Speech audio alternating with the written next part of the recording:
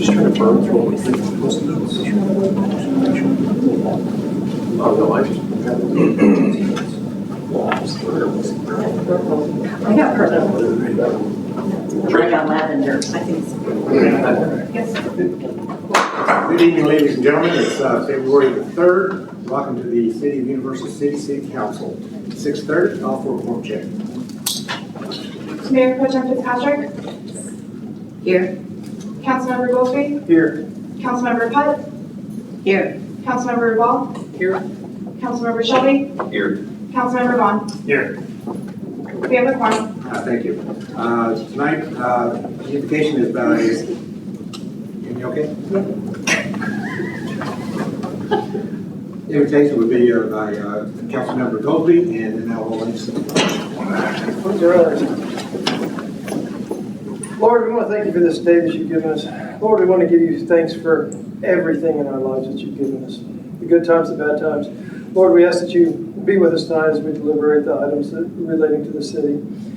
Lord, we ask that you be with our first responders, our military, and their families. Keep them safe. Keep them comforted. In your name, amen. Amen. I pledge allegiance to the flag of the United States of America and to the republic for which it stands, one nation, under God, indivisible, with liberty and justice for all.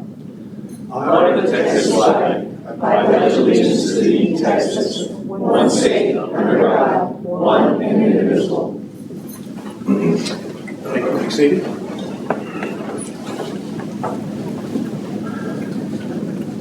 First up, we have citizens to be heard. We only have one person that actually signed up for citizens to be heard. We got 3 people on the list, but they will be heard in a different section. First up will be Mr. Mark Dunlap. Thank you, Mr. Mayor. Mark Dunlap, I live on Corinth. As you all know, I'm a member of the UC Economic Development Corporation. And when I joined the corporation as part of the board of directors this summer, it became very clear that we had an opportunity to get the current board members more involved in things. They're an opportunity to be a public face for the city, not the face, but a face. And helpful at things like ribbon cuttings and other economic related events.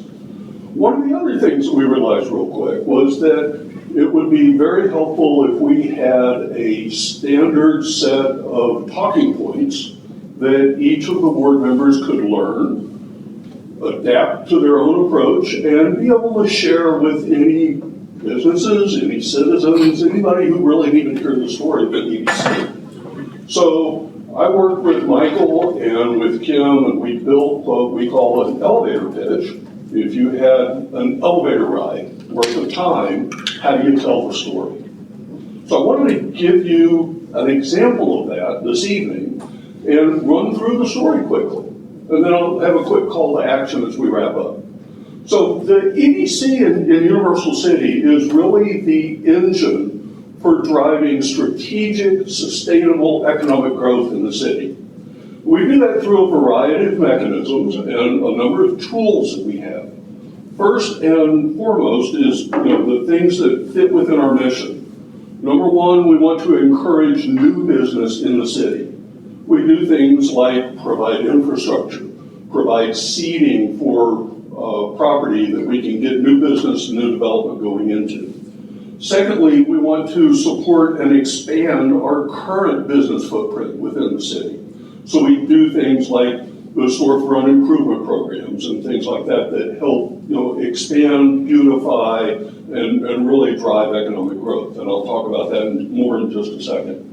And then finally, we want to strategically pinpoint investments for future growth.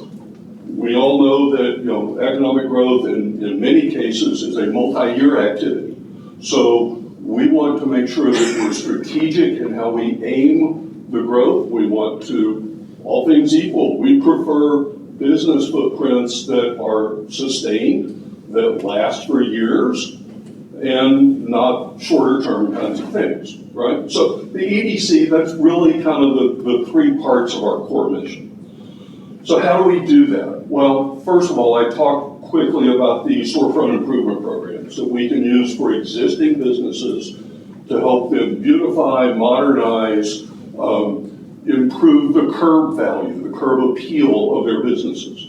Most of these are fairly small grants that are available to the city, but they run from a few $1,000s to, in some cases, we've got several $100,000 that we're using for infrastructure programs that are kind of tied with that. The handy thing is those storefront improvement programs over the last 5 to 10 years have also generated over $70 million of existing business private investment in the city. Usually a 6 or 7 to 1. So call to action.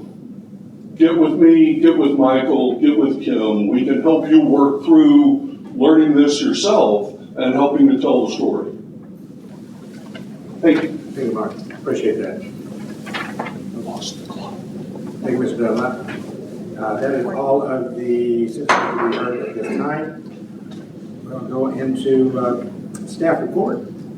And the first one is a manager's report, and I believe you have, we'll have our county clerk, Mrs. Lucy Denny Clark. Now, is it Adam or Adame? Adame. Adame. But they call me Adame, Adam, I've heard it all. But it's Adame. We actually have a coin, a historical coin that goes back to 1927 in Texas that has 2 stars and it says Adame. Well, good evening. Thank you for having me, Mayor, and thank you, council members as well, too. As the county clerk, we're charged with holding all your real estate records that pertains to 26 cities and unincorporated county. I am so honored to present you with the minutes that were taken in front of the Commissioner's Court back historically before the incorporation of your city. Many individuals who take a seat at the council level do not understand the importance of your historical information and why cities are incorporated. The latest city that was incorporated was called Waterwood, now it's called San Diego, on May 10, 2014. So in front of you, you have information of the application that was submitted for the incorporation. And it's a petition that was submitted, and you will see that there were 93 voters that voted in that incorporation.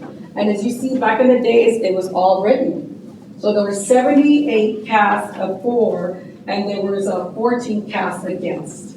So that was pretty interesting. And then you will see where the process went through Commissioner's Court, and you will see all the language of how the city started incorporating to what it is today. So what we're presenting you today is actually a beautiful frame that all of you all got a copy of. And this frame is the minutes and celebration of your Universal City, celebrating 65 years of the corporation with a plaque that was done in 1931. So that plaque, we have one plaque that will be given to the mayor. So this plaque is actually signed and authorized, attested to by myself, the county clerk. I'm so honored to be here because as the first woman ever elected since 1836 as the Creation Republic of Texas, we are trying to identify all our cities that are incorporated and give you credit for running an effective, efficient city and Mayor County community. So Mayor, if I can step forward. Here is your plaque for your city. Thank you very much. And here is your minutes for receiving the incorporation of your city and That's good. happy 65th anniversary. Yes, of course.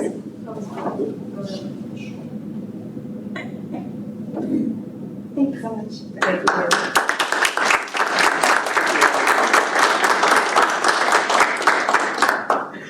And you do have a coin in your bag. I don't know if you saw it. The coin identifies how big the county was. It included Oklahoma, Kansas, Colorado, New Mexico, and a little North Carolina. So when you zone or you annex areas, that's how we became the city, the county we are today. So that's a little history of the coin. I'm going to set that between the 2 flags right now because I don't have a place up here to You're sit. good. Thank you, Mayor. Thank you. Thank you ever so much. You're welcome to stay tonight if you'd like to. If you slip out, we understand. Mayor, note of history, so the plaque that you see on this photo and then the cardboard one she held up, we do actually still have an original plaque. It's been scanned and the original paper one we have stored and it's being preserved. Super. that they, maybe condense that for the memorial box for the, that we were talking about earlier, the wounded warrior, that Purple Heart box. Another subject. Going next is the, no other management report or anything? Ms. Kim? No, sir. Okay, so we go to the first quarter financials. Thank you, Lucy. Appreciate it.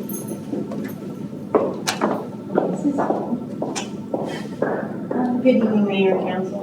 As of December 2025, the city completes 25% of its fiscal year 2026. Included in your council packets are the unaudited revenues and expenditures for the general fund, utility fund, stormwater, and golf course fund, along with the first quarter investment report. General fund revenues exceeded expenditures by approximately $3.6 million. This surplus is primarily due to the collection of ad valorem taxes, which the majority is collected in the month of December. Ad valorem taxes received totaled $3.3 million, representing 64% of the budgeted amount. Sales tax revenue totals $997,000, which is 25% of our annual budget. Utility fund revenues exceeded expenditures by approximately $1.3 million. It should be noted that debt service payments are made in February and August, which will impact the expenditures later in the fiscal year. Water revenue totaled $1.3 million, representing 25% of the budget, and sewer revenue totaled $1.2, which is 23% of the budget. Stormwater revenues exceeded expenditures by approximately $151,000. Stormwater revenues totaled $211,000, or 14% of the anticipated budget. The golf course expenditures did exceed the revenues by approximately $44,000, but keep in mind budgeted transfers from the venue tax and the hotel motel tax have not been completed yet. Any questions? Any questions? Thank you very much. Appreciate that. Well done.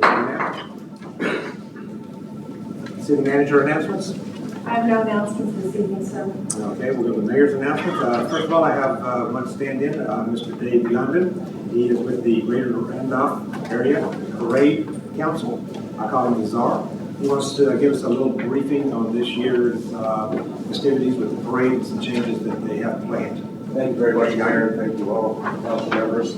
Appreciate your taking time to allow me to give you an update on what's going on for your 2026 Veterans Day Parade, which is slated for 14 November.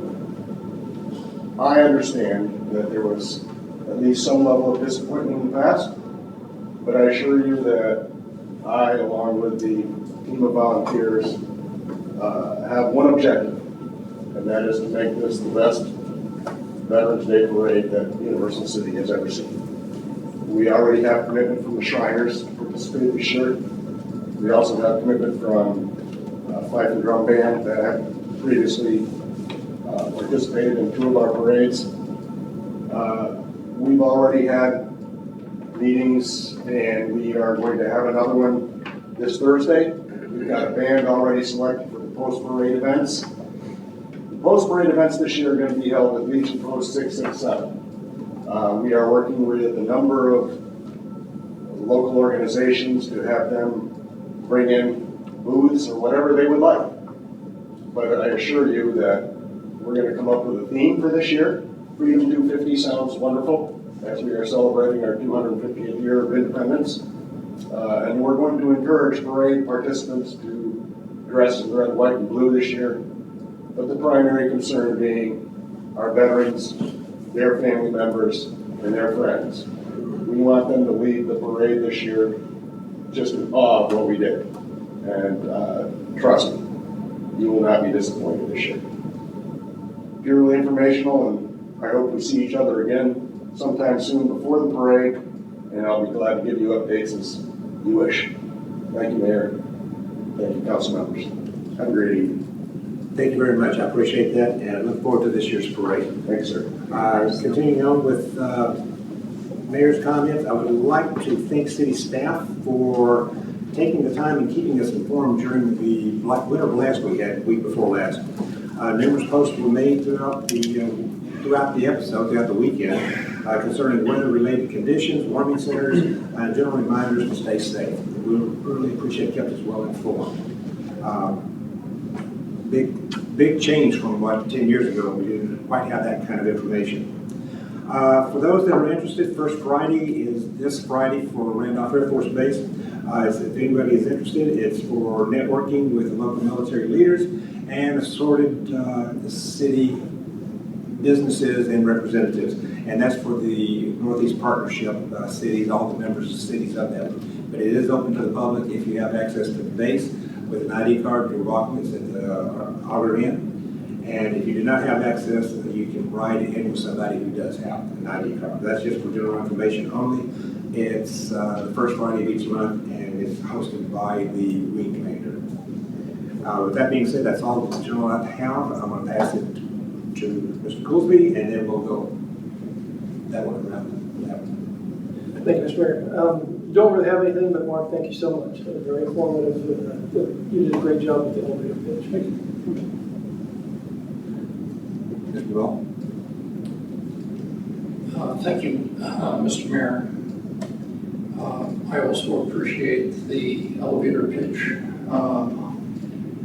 and would like to reciprocate with essentially being able to go to the ADC meetings and present as a council person. I know we have 2 members of the council already on staff there.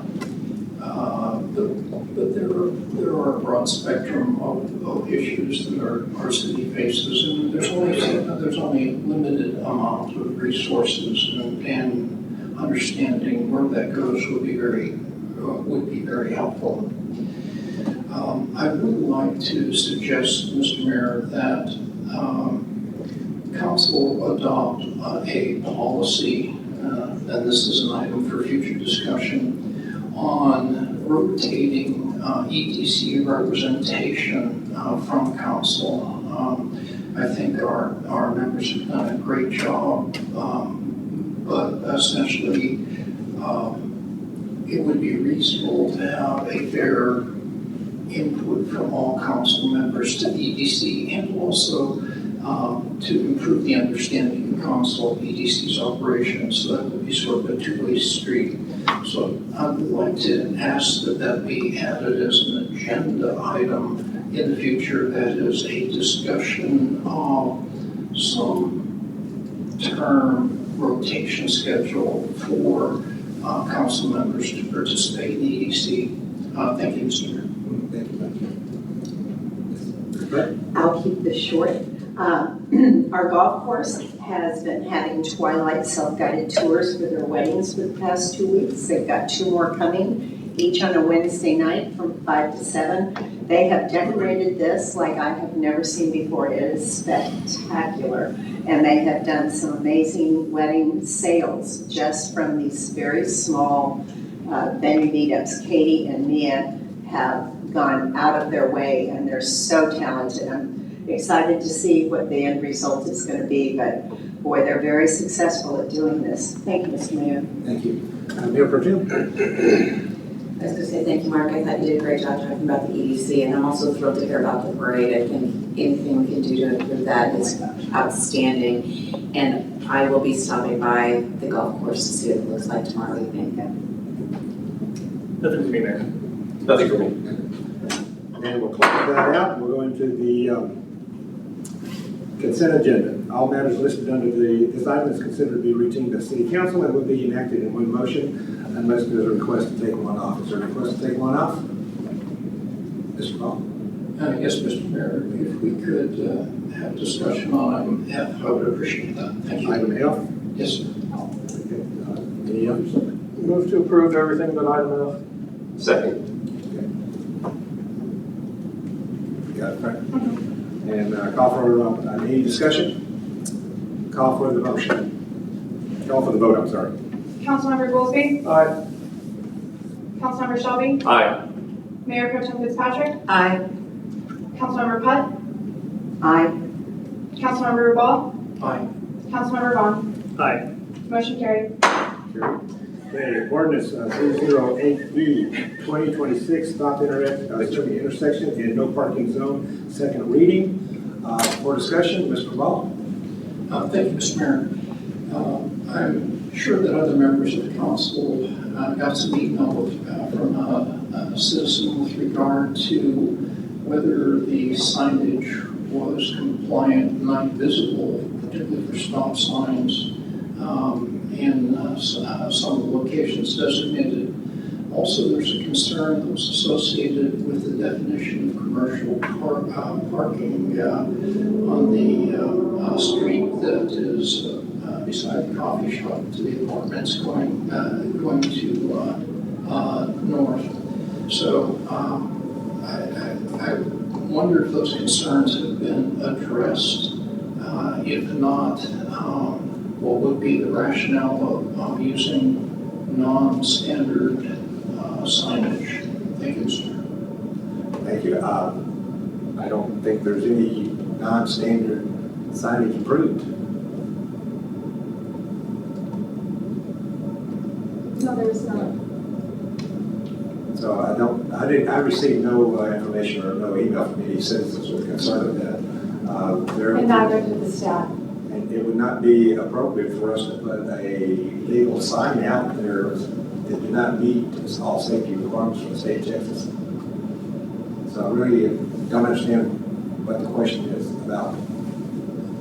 Mr. Mayor, if you'd like, I can read the email, but I think it was addressed. That's perfect. It doesn't really need to be. I think it was addressed to all council members, so I don't know if you were included in that. I'm sorry. I just did not see it.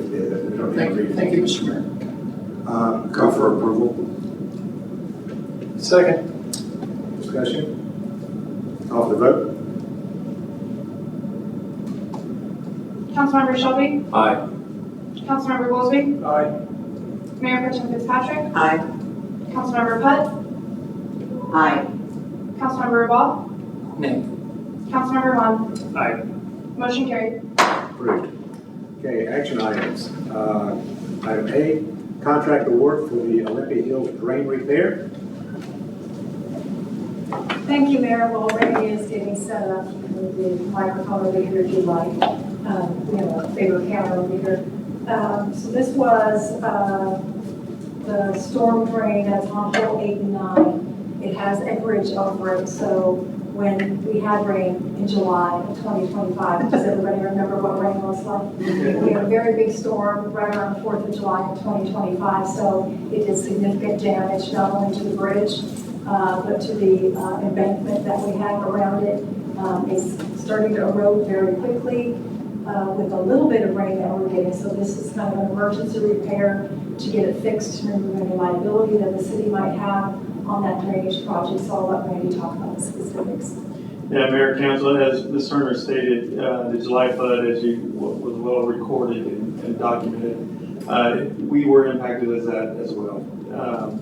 Water got significant in height on the golf course. The bridge that we put in there kind of acted as a dam, which the water overtopped and went around, which caused erosion around our newly installed abatement walls out there. So with that, every rain event is different. We can never forecast, especially on that particular one. So the repairs that we're doing is to armor everything on the backside of the retaining walls and the concrete. Also, we're taking some rails off to allow more water to go through the bridge than it did before, because it literally acted as a dam, collecting the debris and stuff on there.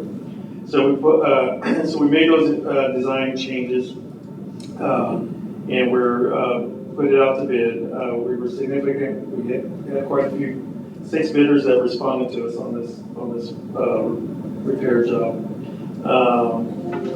Our low bidder came in with staff is recommending approval of low bid of $437,538 and 22 cents to D&D for the 8-9 repairs out there, which would we'll try to get them. You know, it's been knock on wood, no rain, but we need to get out there and try to get it done as soon as we can. Questions? Motion to approve. Second. Wait a second.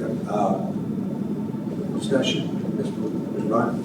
I guess I asked this question earlier, but I'm curious how we're gonna pay for it, because in the notes it said the golf course fund balance, but my understanding was what we approved in January drained that fund balance. I'm just curious how that's gonna work. So, yeah, thank you. We figured you would be the one to ask that question, so we really appreciate the fact that you did.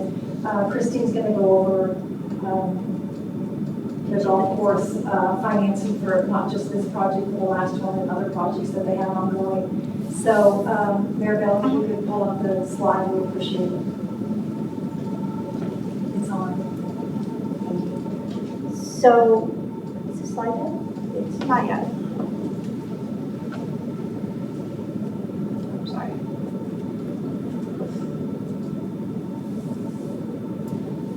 Okay, so the projected expenditures total $2,951,548.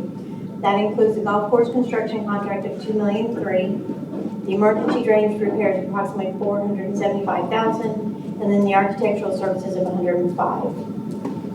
As to date, the cash and cash equivalents available in the golf course fund is $1.4. That is given in their 6-month reserve still set aside. The venue tax funding of $800,000, and then projected revenue between now and the end of the fiscal year of $800,000. It would be $3 million in 10, keeping their 6-month reserve intact. If for any reason we didn't meet the projected revenue of $800,000 between now and September, then the recommendation would be to allow it to go below the fund balance, which would be about 4 months at that point, and then come back to council with a resolution, or proposal on how we're going to recover the difference between the 4-month and the 6-month reserve requirement. Thank you, Mayor. Any other questions? Mr. Shelby? I think, Mr. Mayor, if I remember correctly, we had a flood not too long, well, a while back. We actually had to borrow money to fix it. That we did, wasn't that correct? You didn't go to get a bond. So that, I believe, was when we had to do the greens, that would be green 6, 7, 9, and 11. 6, 7, 9, and 11. Okay, so this is exceptional in the case that we don't have to potentially borrow money to fix our problem. That is correct. Thank you very much. Any other questions? Colin? No. Sorry, Mr. Vaughan. Thank you, Mr. Mayor. Randy, you were around in 2005. Can you tell me the holes that were repaired in 2005? No, it's not in my head right now. It was 8-9. 8-9. No, it was 9. The only, we have never repaired the greens. Are you talking about the greens? The only one was 9. 9 for sure. Was another historic rain. Yeah, there was, but it was 9, not 8. And it wasn't the drain channel, it was actually the green. It was You had the green. to elevate the green. Okay. So in any case, essentially, we're 10 years later, we've spent a lot of money on the drainage system already, and we find that it's again short of what God will say He wants to do. And basically, I just wanted to identify the total amount of money that has gone into repair of that area over the last 10 years. Now, I know you don't have that. You weren't anticipating that question, but it's significant, it's substantial. And the fact that we elected to do cosmetics on the golf course instead of addressing a absolute need is a little concerning. 8 and 9, that area has been a 10-year issue, to my knowledge, from what I read in the historic reports type thing. And I'm not sure that another flood will come by. It's just a bad area. We did not use our golf course consultant to readjust that area to preclude that from being damaged. So we're in this cycle now through $10 million extra in order to repair that area. Basically, again, you've been around for a while, you know that whole area is kind of a problem. we fixed it more than 3 times with some patchwork, with millions of dollars for that drainage. I wouldn't say it was patchwork though. I'm sorry. I wouldn't classify it as patchwork. It was significant work that permanently fixed a lot of the problems out there, so I wouldn't call it patchwork at all. Between 2005 and the 2 recent floods, okay, there was significant work done on the golf course that tried to ameliorate some of the problems that was there in that 8 and 9. Well, I can tell you from the floods that we've had, where the repairs that we've made, we haven't gone back to. This is the only one that I've had to go back to make the repairs. And this was significant. All the repairs, 8 and the greens that you talked about, they weren't impacted with this flood. So the only thing that caused this flood was the actual bridge itself that caused this flood. And with the debris catching up against it, and made it like a waterfall over the top of it, that then scoured everything behind it. So that's what caused the damage of this one. I got you.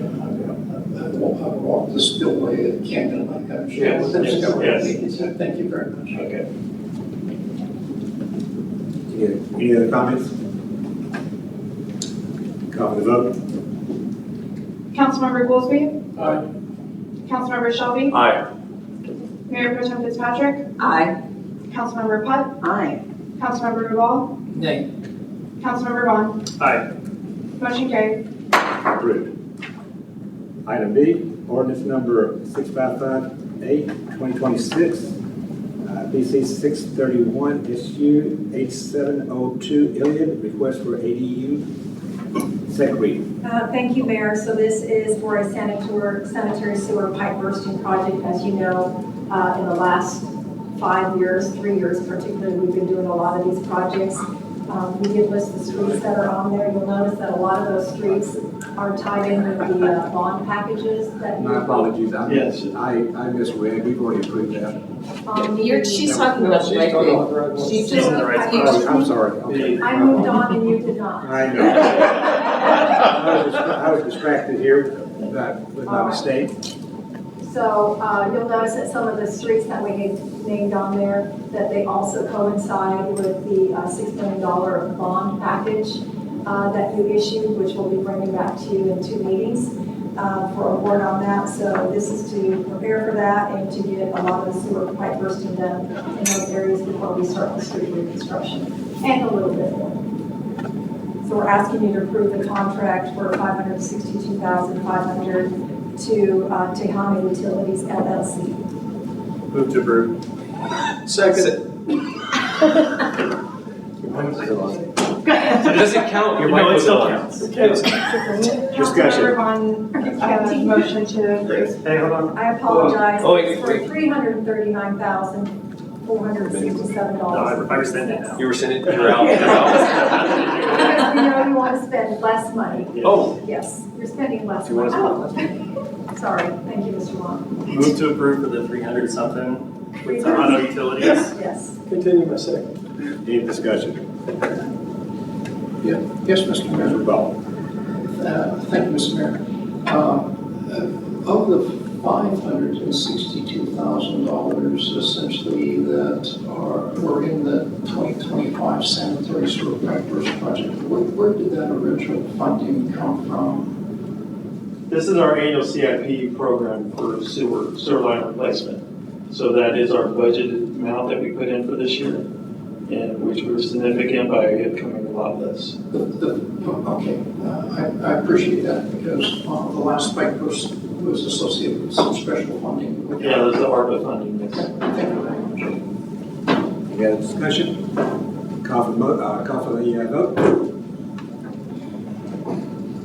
Councilmember Vaughan? Aye. Councilmember Goolsby? Aye. Mayor Pro Tem Fitzpatrick? Aye. Councilmember Putt? Aye. Councilmember Rubal? Aye. Councilmember Shelby? Aye. Motion carried. Item C, Resolution 889L 2026, Library Study Room Policy. Thank you, Mayor. I'm going to talk about C and D kind of at the same time since they both pertain to the library. So for those of you who are very intimately familiar with the library, you know we have the large activity room, which gets used a lot by groups day and night, as well as the library staff itself, and that's available after hours as well. These particular rooms are inside of the library, so if you went to the front door and you continue walking straight, there's a room back there that sits approximately 12 people, and to the right of that, we have some small study areas. So I guess it's a blessing. We've become very popular with college students who need study space, and so they have been utilizing the rooms quite frequently. With the added use, there needs to be a little bit of added direction to them on what they can and cannot do within those rooms. So the library staff and the library advisory board met, and they put some regulations in for those rooms, and what they're asking you to do is approve those, so as the students start to use the room, we can share the policies on those rooms used with them. Move to approve item C and D. Sure. Second. Nobody yelled at us. Any discussion? Call for the vote? Oh, I'm sorry. There's one Goolsby. Oh, yeah. Mr. Turner, I'm gonna need some data on how we need to make this replacement. How many troublemakers do we have? So it's not about troublemakers, you're a turd.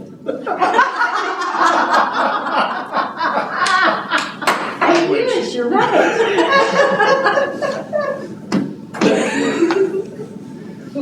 There's trouble in here in River City? Was your question It was adequately answered? adequately answered. Thank you, Mr. Mayor. Call for the vote. Mr. Mayor. I had to pull that Band-Aid off. Gotta be faster. Thank you, Mr. Mayor. I was just actually kind of wondering, since the policy requires reservation of those rooms, do you actually have numbers on who's reserving it for what purposes? You know, the school, obviously, the college obviously has a number of assets also, and there's no doubt that we have our students, using that area, I'm sure. But do you actually have numbers for the They have to reserve the room. Study rooms are not reserved. They don't have to reserve. They can call in advance, but we don't have an official reservation. So they can first come come, in and first use served. them. Okay, the 11 passenger elevator, it does require reservation, is that right? The room that seats 11? The activity room. Yes, that has a registration, a walk-in registration. You just need to get a reservation form for us, so we know you're utilizing the room. And do you have any usage to report from the data that you have? I'm not used to the mic. We have started to kind of track it, but now that we've had more, we're going to actually really start tracking that. The meeting room is the one that gets used constantly, but now the activity room, we've started to see more people wanting to use the space with more reservation forms.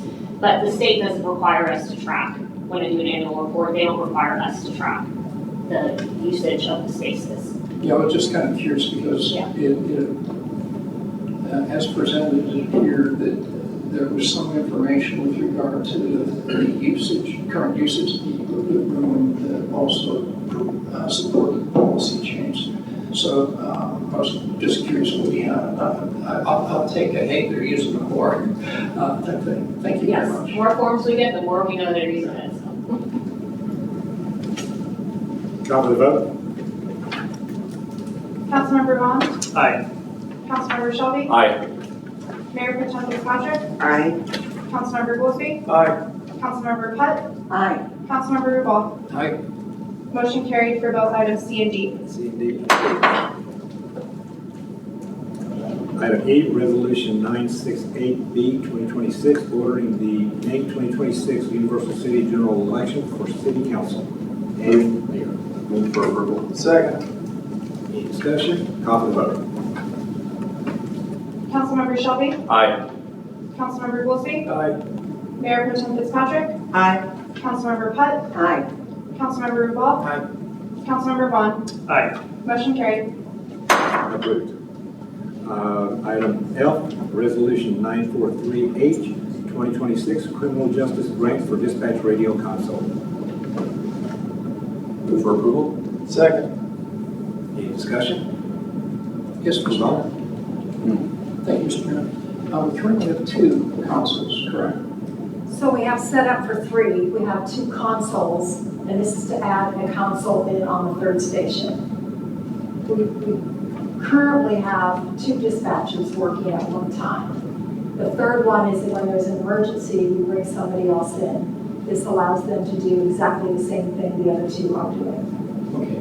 I was unclear of how the need for the 3rd station and the manning of that 3rd station came about. That clarifies it.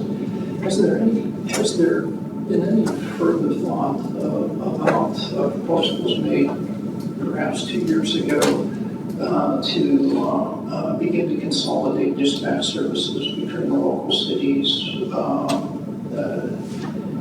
as a money-saving sort of thing that would also improve coordination for responses between the cities? So yes, you can throw that question out to every police chief and every fire chief and see them explode. They do not want to share services with other people because it greatly affects their call time. Thank you very much. Mr. Shelby? Thank you, Mr. Mayor. Just to be clear, this is fully covered under a grant. Yes, sir. No cost to the city. Correct. Thank you. Any other discussion? Call for the vote. Councilmember Shelby? Aye.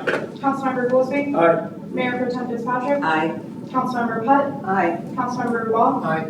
Councilmember Vaughan? Aye. Motion carried. Good. We're about to move into executive session. Before so, we got 2 that we need to cover tonight. It'll be a few minutes. Item A is pursuant to Texas Government Code, Code Section 551087 regarding commercial or financial information that the governmental body has received from a business prospect that the governmental body seeks to have locate, stay, or expand in or near the territory of the government body, and with which the governmental body is conducting economic development negotiations regarding the offer of a financial or other incentive to the business described above, and Section 551071, consultation with attorney regarding the MOU between the city and UHG.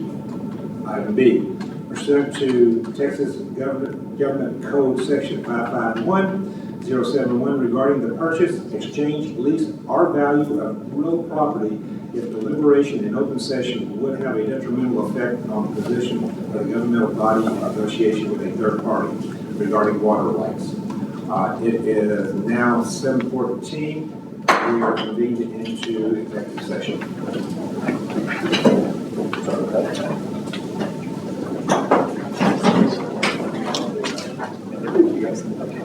Well, they said they were. That was a temporary. Are you leaving? You only stay for the fun part, right? You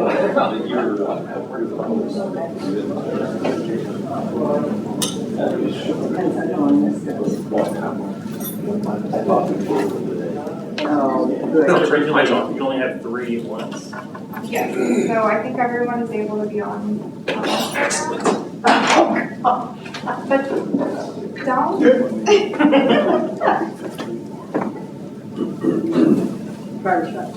What did I tell you about? Sweet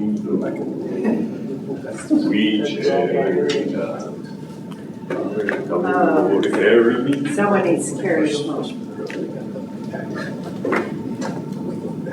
I'm a tenor, by the way. I can tell. Yeah. I'm not a bass. It is 7:47, reconvene the regular meeting and closing out the executive session. And I'll call for a motion. Can you put executive session A up there? Thank you. Move to approve that the city engage in an MOU with UHG and approve the authorize the mayor to sign. Second. Any discussion? Call for the vote. Councilmember Shelby? Aye. Councilmember Goolsby? Aye.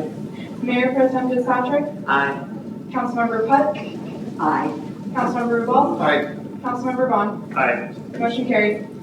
Approved. And item B was for information only and will no action be taken. With that being said, it is 7:48, meeting adjourned. Good night now. I just want to hear what that sounds like. You on the were recording. pretty Like, right when on they're there. at home, like, Yes. are they getting, are they? Oh, does she? Because there's like a placeholder, right? Huh? Isn't there like a, we'll be back shortly, up when? There is. So no, I'm just wondering, like, if somebody's at home and they got their AirPods in and I go, does it like, you know, go out Yeah. yours? Yes, it does. I have the power. Turn really loud.